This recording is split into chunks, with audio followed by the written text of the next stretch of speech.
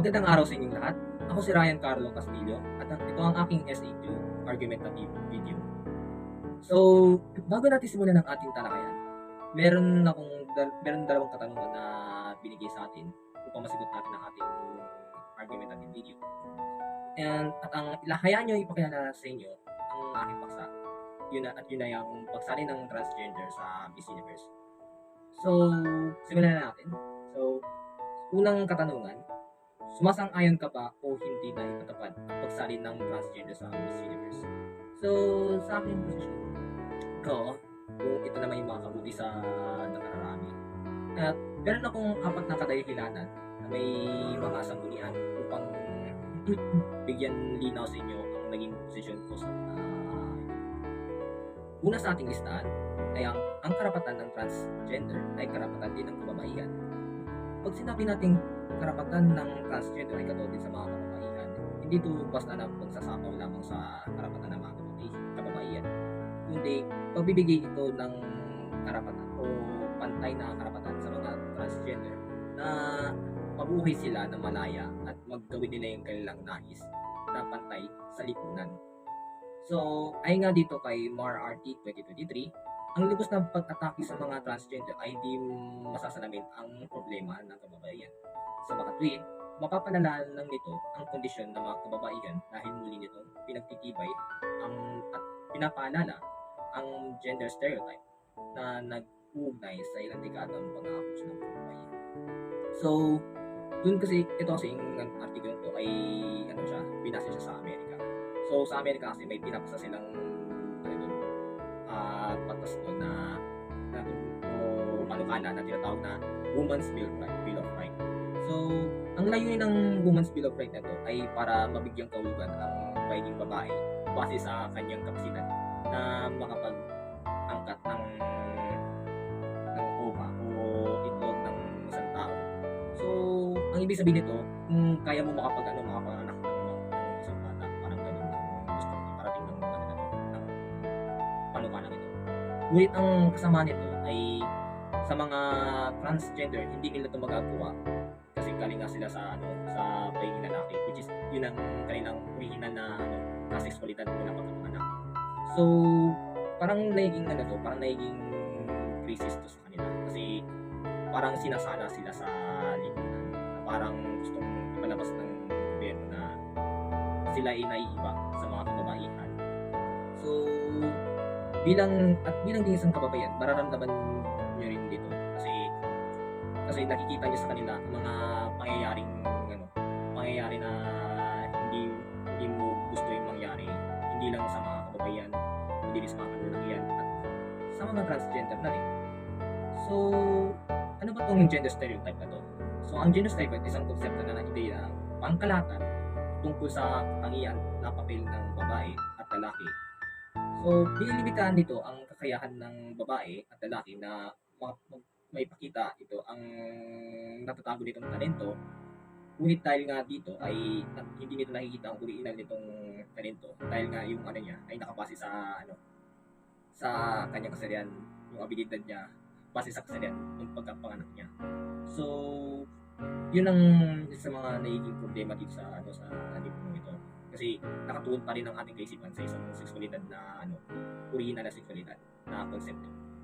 So, dagdag pa nga dito ng author na si MAR-RT, parehong tinututulan ng lalaki at babae ang gender stereotype at pareho nilang gustong ipaglaban ang karapatan nila na maging buo at tunay na walang batas na mahaklang sa kanila base sa kakayahan nilang makapag-anak.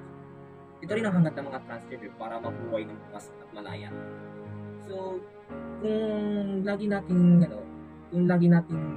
isisiksik sa mga sa ating kaisipan ang pagiging totoo natin sa ating kasarian na sexual.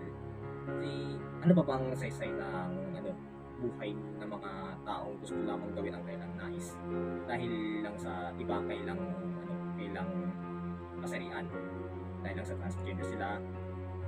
So, ayun yung isa sa mga dahilan kung bakit isa makapura ko na sumali sila sa Miss Universe para ipakita nila sa buong mundo na gusto niyo na maging bukas kayo, maging katulad din kayo ng normal na tao na may karapatan din mabuhay. Pangalawa ay ang karapatan ipaalam sa mundo ang karapatan mabuhay. So, bilang isang transgender, karapatan mong mabuhay ng pantay sa lipunan dahil isa kang tao. Tao ka pa rin na iba lang ang iyong nararamdamang kasarian. Kasi, buhay mo yan eh. Ano magagawa sa'yo ng ibang tao kung ipagpilitan nila sa'yo na lalaki ka, babae ka, babae ka. Ito kasi yung nagiging problema sa atin na masyado tayong nagiging weirdo at conservative sa ating mga nakikita. Basta makakita lang tayo ng nagbibihis babae pero lalaki, eh magdududa na tayo. Parang nagtatabuhin natin sila na parang isang hayop na hindi man lang natin bigyan dahilan kung bakit nila yung ginagawa. So, yun ang isa sa mga dahilan kakulangan ng pag-unawa sa tunay na nararamdaman. Ikaw ba? Nararamdaman ba nila ang nararamdaman mo bilang isang transgender sa iyo? Ayon na kay Power T, Shapiro S. at Steiny, maraming mga transgender ay napagtanto nila na ang kasarian nila ay nagdadala ng pagkabisa mula sa pagkikipit ng lipunan mas papunta sa kanila original na kasarian na hindi tugma sa tunay na karanasan sa kanilang kasarian. So, gaya nga na sinabi ko, yung pagtrato nga ng lipunan sa mga transgender ay lubos na nagdadala talaga ng pagkabalisa o minsan mga mentalidad na issues na hindi may papaliwanag ng ibang tao na tanging mismo mga transgender sa sarili nila ang magpapaliwanag doon at pati mga psychologists. So, kasi ang nagiging problema sa atin, yun nga yung sinabi ko sa inyo, kapag nakita nga tayo ng mga transgender ay kagad natin iniisipan ng masama at yun ang naging mali sa ating lipunan. So, dagdag pa nga dito ng mga author sa artikulo, walang pakialam ang ibang tao sa pandot at pangdamdamin sa alip. Pinagbabatayan nila ang kanilang payo base sa kanilang panlabas na kanyo. Upang protektahan ang karapatan ng transgender ay kailangan mo paglaban ang karapatan ihayag ang iyong pagkakakilanlan ng kasarian o sino. So, ito ang kahulugan ng aking dahilan na karapatan ipaalam sa mundo, ang karapatan ng buhay. Kaya ako sumasangay na sumali ka sa Miss Universe para iparating mo ang mga naging ng mga transgender, yung mga naging hamon sa kanila. Nasa gayon ay ma-educate natin ang mga tao na kayo rin ay tao at karapatan niyo mabuhay sa lipunan. So, kung kaya natin nyo na kabuhin kayo ng tamang ganitong sa ganitong paraan na hindi nyo naman gusto, kayo rin mararamdaman nyo parang hindi kayo nabibilang sa kanila. At yun ang napakasakit ng mga kapatid natin sa transgender. Bigyan pa nga ako dito ng na binigyan ng argumento ang mga transgender rights ay ang tangkay ng karapatan ng tao. Ang karapatan na yun ay ang pag-aari ng bawat tao. Kaya nararapat sa kanila mabuhay, mahalin, matuto, tanggapin ang lipunan. Yun ang sa mga aking paliwanag na sa mga sanggunian kung bakit nararapat ang mga transgender na sumali sa Miss Universe. Pangatlo ay ang karapatan sa kalusugan. Sa mga manonood dito, ang mga transgender ay may mga kalusugan sila din silang mentalidad o mga sakit na hindi natin particular na nararamdaman. So, marami kasi mga transgender ang minsan pinagkakaitan ng mga servisyo kalusugan sa mga or mga medical conditions dahil nga sa kanilang kasarian. And mostly na pinagkakait sa kanila ay ang mga transition kung pagpapalit ng kanilang kasarian sa pagpapalit ng pag-aaral ng kanilang hormones, mga ganun. Isa to sa mga dahilan kung bakit ang mga transgender ay minsan hindi nila kaya ang ganitong hindi na pagtrato sa kanila. Naging dahilan ng kanilang usang pagpapakamatay. Di lang yun ang sanhiya, kundi yung mga siyempre yung mga yung mga social stigma na rin sa naranasan nila sa mga gayong uri ng pagmamali maliit sa kanila. So, ayon nga dito kay Brown A, Howard J.M., Parker K. at Pinkin R., maraming naging hadlang sa kanilang medical transition. Ilan dito sa mga pinansyal na takot, yung kanilang mga pag-aalala, tiwala sa mga doktor o simpatya ay isang malaking hamon. So, ayun nga po, yung tiwala ng mga doktor sa kanila ay isa mga nilintay ng mga o bakit minsan natatakot sila na magpalit sila ng mga mag-transition sila. Kasi nga minsan marami din sa mga natin na hindi nila matanggap yung natin yung ginagawa at kung yun pa yung makakabuti sa kanila. Dagdag pa nga dito ni Bailey L, McNeil J. at Ellis S. Songa J. 65% ng mga nagsasabi na may kinalaman sa trans na dahilan, habang 61 naman ang wala kaugnayan sa trans.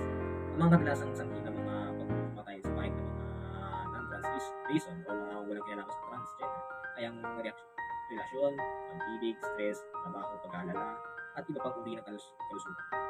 Problema sa pamilya, pang-abuso, bullying, financial, habang sa mga may kaugnayan sa trans na reason o mga transgender ay ito, gender dysphoria, takot sa transitioning, pagkatal, bago ng kasarian, at panlipunan ng stigma o social stigma.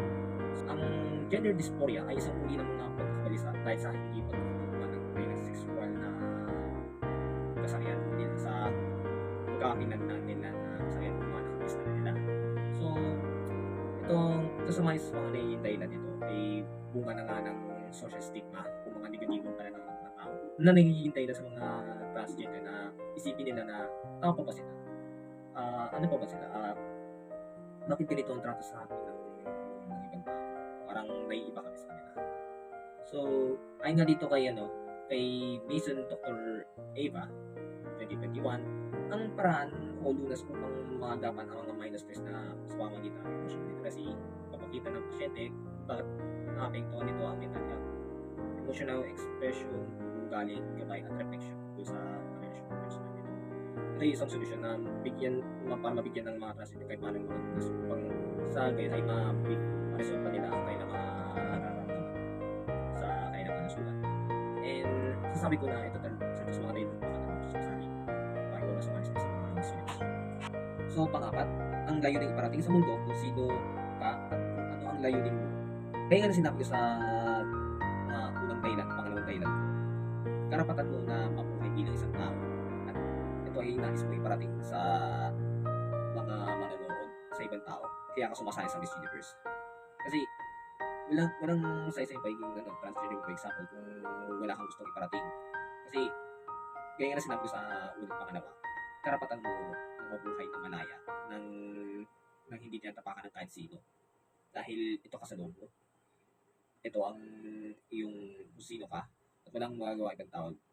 So ayon nga dito sa naging panayam ni Boy Abunda kay Catherine Tingin sa pagkatay tungkol sa kandidato ng Spain na si Angela Pons. Sinabi ni Catherine na nakikita ang isang beauty queen higit pa sa kanya physical na kanyo dahil mayroon tayong nirepresenta.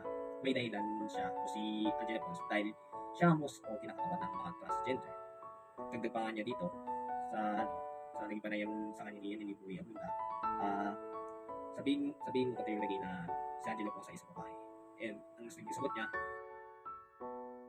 hindi lang naman siya gigising ng umaga, sabihin na babae na siya. Kundi, nararamdaman niya ito bilang babae sa loob niya. So, sa loob niya, ibig sabihin, mayroon ka talagang yes, lalaki ka nga sa iyong physical at sexualidad. Ngunit sa loob mo, ang pakiramdam mo, babae ka. At itong itong damdamin mo ito at itong nararamdaman mo, ang siyang nagtutulak kung bakit sinasabi sa'yo na ito ang nararamdaman mo, bakit iba ka sa mga ibang lalakihan. Dahil yung genetic hormones ay iba sa hormones dapat na panlalaki. So, dagdag nga dito ng American Psychological Association 2024, maraming ang naniniwala na ang genetic influence at mga prenatal hormones, mga karanasan pagkatapos ng pagbibinata ay sa mga ambag ng transgender identities. So, ayun nga, dahil nga dito sa mga prenatal hormones o genetic influences na nagmula pa sa mga magulang mo, na-influensya nito ang iyong pangugali at yung iyong pakiramdam. Kasi nga, malay natin yung, yung nararamdaman mo, yung genetic formula ay nagmula para sa isang babae. So, magre-reflect yun sa, sa pagkapanganak. Na kahit lalaki ka o babae ka, ano ka ba, may nakaramdam sa sarili mo, babae ka o lalaki, base sa iyong nararamdaman o nakikita sa sarili mo. At yun ang dahilan kung bakit sinasabi ko kanina na meron kang isang bagay na hindi maintindihan talaga ng ibang tao dahil ito ay nasa loob, hindi ito magagalaw ng sino man. Punta na tayo sa susunod na katanungan. Dapat bang ituloy o alisin o baguhin ang batas o anumang kaugalian na gawain na may kinalaman sa issue at yun ay ang pagsahin ng transgender sa Miss Universe? Sa naging analisasyon ko, oo, dapat silang alisin o baguhin dahil kung parang din naman si Kung dito na nakararami, bakit naman hindi? So meron mga apat na dahilan kung bakit ito dapat to gawin. Kasi unang-una nga dito, yung may kinabagit yung mga transgender sa pamamagitan ng apat na dahilan. Mabibigyan ito ng daan ang mga transgender upang mayanin ang tunay na kalagayan. So, kapag ito'y nabago, especially yung mga panukala o bata sa Miss Universe kung sa paano pagsahin ng mga transgender, ay mabibigyan nito ng oportunidad ang mga trans na may lahat nila ang mga salubin nila o ang mga issues na kinakaharap ngayon ng komunidad.